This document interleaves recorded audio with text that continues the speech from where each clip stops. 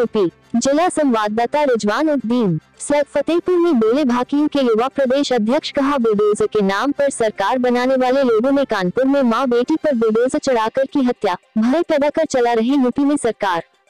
UP के फतेहपुर जिले में किसानों के एक जनसभा को संबोधित करने आए भारतीय किसान यूनियन टिकैत गुट के युवा प्रदेश अध्यक्ष ने कानपुर में हुए कांड पर प्रदेश सरकार बड़ा बयान देते हुए कहा कि बुलडोजर के नाम पर चुनाव जीतकर सरकार बनाने वाले लोगों ने ही मां बेटी पर बुलडोजर चढ़ाकर मौत के घाट उतार दिया और लोगों में भय पैदा कर सरकार चला रहे हैं।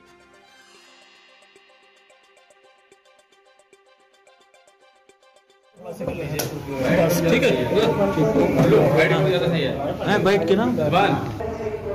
देखिए, आज जो कार्यक्रम है ये पूरे प्रदेश में चल रहे हैं कार्यक्रम, और पूरे प्रदेश में टिकैत साहब का आह्वान है कि गांव स्तर पे संगठन को मजबूत किया जाए, क्योंकि लड़ाई बहुत बड़ी है और एक ऐसी हुकूमत से है जो अगर हमारे पास संख्या बल नहीं रहेगा, हमारे पास भीड़ नहीं रहेगी, हम लोगों की आवाज नहीं बनेंगे तो हमारी आवाज को दबा दी जाएगी। तो उसके लिए हमें जरूरत है कि हम हर एक किसान के घर तक जाएं, उसे अपना मकसद समझाएं, उसे जो आने वाली समस्याएं हैं, सरकार के जो एजेंडे हैं, सरकार किस तरीके से किसानों को, मजदूरों को खत्म करना चाहती है, उस चीज को समझाने के लिए हमें गांव-गांव जाना है। हर गांव में ग्राम इकाई का गठन करना है और लोगों को तैयार करना है कि अगर एमएसपी पे कानून बनाना है, अपने फसलों का अगर वाजिब दाम पाना है, जो हर साल किसान घाटे की खेती करता है, अगर उससे उसको छुटकारा पाना है तो उसके लिए एमएसपी पे कानून जरूरी है, और एमएसपी पे कानून के लिए आंदोलन जरूरी है, और आंदोलन के लिए किसान जरूरी है, मजदूर जरूरी है, और वो तब आएगा जब हम ग्राम इकाइयों का गठन करके उनको मजबूत करेंगे।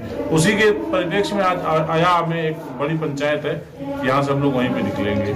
जैसे कानपुर में माँ बेटी अभी आप प्रकरण देख ही रहे हैं कि जिंदा जला दिया गया, उसमें किसकी लापरवाही मानते हो, किस तरह की कार्रवाई होनी चाहिए? देखिए, ये तो शासन की मंशा है, शासन की मंशा है कि इतना गुंडागर्दी, इतना भय फैला दो कि लोग आपसे सवाल ना करें, और उसको अधिकारी कंप्लायंस कराते हैं। सरकार की मंशा को भी अधिकारी अपने तरीके से चलाते हैं, उसी का परिणाम है ये। 1 महीने पहले उसके घर को डिमोलिश कर दिया गया। अगर वो झोपड़ी में बना करके उसका परिवार रह रहा था, ये कहते हैं हम हिंदूवादी सरकार है, हिंदू की बात करते हैं। सबसे पहले कल वहां जेसीबी पहुंची तो उसने शिवलिंग को ही तोड़ा, उसने मंदिर तोड़ा शिव जी का, तो किस बात के हिंदूवादी नेता है? उसके बाद वो झोपड़ी में रह रही थी, उसकी झोपड़ी में आग लगाई गई, और आग बुझाने के बजाय उस पर बुलडोजर चला दिया गया, जिसके कारण 2 लोग दब करके मर गए। तो ये सरकार जो भय बनाना चाहती है। सरकार अगर गरीबों के लिए काम करती तो ग्राम समाज की जमीन किस लिए होती है? जब भी ग्राम समाज की जमीन इसीलिए होती है कि जो गांव के भूमिहीन लोग हैं, जो गरीब तबका है, उसको आवासीय पट्टा दिया जाए या उसको खेती का पट्टा दिया जाए, और वो उस पर उसका अधिकार होता है। अगर वो उतनी जमीन पे रह रहा था तो उसको रेगुलाइज कर देना चाहिए था। लेकिन अब सरकार को तो जनता ने बुलडोजर के नाम पे वोट दे दिया, तो बुलडोजर से इस तरीके का भय का माहौल बनेगा। आप भी सुरक्षित नहीं है, हम भी सुरक्षित नहीं है। जो लोग सोच रहे हैं कि सिर्फ कानपुर की उस बेटी और उस परिवार के साथ ऐसा हुआ, कल हमारा आपका भी नंबर आएगा।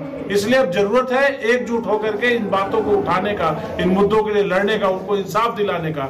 हमने कल देखा कि इस सूबे के उप मुख्यमंत्री वीडियो कॉन्फ्रेंस पे कह रहे थे कि हमारा परिवार है। अगर आपका परिवार है तो 1 महीने पहले उनके मकान को ध्वस्त कर दिया गया, जाकर के कल शिवलिंग को तोड़ा गया, हैंडपंप को तोड़ा गया, सरकारी हैंडपंप था। तो आपका परिवार है तो आप क्या कर रहे थे? आपके परिवार को तो जो कई परिवार आपका निकलता है प्रोटोकॉल मिलता है, उनको आपने कितना प्रोटोकॉल दिया? 2 महिला जल के मर गई, वहां से इंस्पेक्टर भाग गया, वहां से सिपाही भाग गए, वहां से लेखपाल भाग गया, कानून को भाग गया, एसडीएम भाग गया, डीएम ने उनकी नहीं सुनी। अपने दफ्तर में उसके जब गए थे डीएम के, उसने धक्के मार के निकाल दिए। तो ये सब की जांच